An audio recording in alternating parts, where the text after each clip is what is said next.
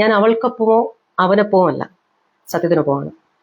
സത്യം ആർക്കൊപ്പമാണോ അവർക്കൊപ്പമാണ് നമ്മൾ നിൽക്കേണ്ടത്. സോ രാഹുൽ മാങ്കൂട്ടത്തിൽ എന്ന വ്യക്തിയുടെ വിഷയവുമായിട്ട് ബന്ധപ്പെട്ട് വളരെ രീതിയിലുള്ള ചർച്ചകളും വാർത്തകളും ഒക്കെ നമ്മൾ കാണുന്നുണ്ട്. അതുകൊണ്ട് അവൾക്കൊപ്പം അവനൊപ്പം എന്നുള്ള പ്രയോഗങ്ങൾക്കല്ല, മറിച്ച് സത്യത്തിനൊപ്പം നിൽക്കുക എന്നുള്ള വാക്കിനാണ് ശരി. തീർച്ചയായിട്ടും അതിജീവിതയ്ക്കും ഇര അവർക്കൊപ്പം തന്നെയാണ് നിൽക്കുക, അല്ലാതെ ഇപ്പൊ വേറെ ആർക്കൊപ്പം നിൽക്കുക. പക്ഷെ നമ്മൾ ഈ ഇര എന്നുള്ള പ്രയോഗം ഒഴിവാക്കണം തോന്നുന്നു.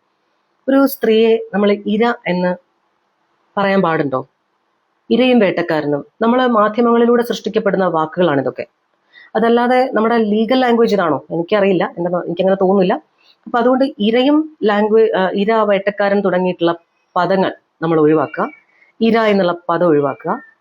അതൊക്കെ അത്ര സുഖമുള്ള പദങ്ങളല്ല. അതിജീവിത കുറച്ച് വളരെ അന്തസ്സോടെ വളരെ അഭിമാനത്തോടുകൂടി ഉപയോഗിക്കാവുന്ന ഒരു പദം തന്നെയാണ് അതിജീവിത. ഇര എന്നുള്ള പദത്തോട് വ്യക്തിപരമായ വിയോജിപ്പാണ് രേഖപ്പെടുത്തുന്നത്. വ്യക്തിപരമായി അത്തരത്തിലുള്ള ഒരു പ്രയോഗത്തോട് താല്പര്യമില്ല.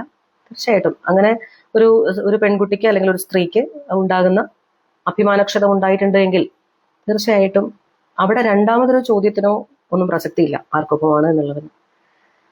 പക്ഷെ ഇവിടെ ഇരയാര് എന്നുള്ളൊരു ചോദ്യം ചിലർ സംശയമൊക്കെ ഉന്നയിക്കുന്നുണ്ട്. Let us see. നമുക്കൊരു കേസിന്റെ വിധി വരാതെ, കേസിന്റെ വിധിന്യായങ്ങൾ പൂർത്തിയാകാതെ, അതിന്റെ പ്രൊസീഡിങ്സ് പൂർത്തിയാകാതെ നമുക്കൊന്നും പറയാൻ സാധിക്കില്ല. അതുകൊണ്ട് അതുവരെ ക്ഷമയോടെ കാത്തിരിക്കുക. അതുകൊണ്ട് അവൾക്കൊപ്പം നിൽക്കണോ അവനൊപ്പം നിൽക്കണോ എന്നുള്ളതല്ല, സത്യത്തിനൊപ്പം നിൽക്കുക എന്ന് പറയുന്നതാണ് എൻ്റെ ആശയം. അതുകൊണ്ട് സത്യമേ ജയിക്കൂ, സത്യം ജയിക്കട്ടെ.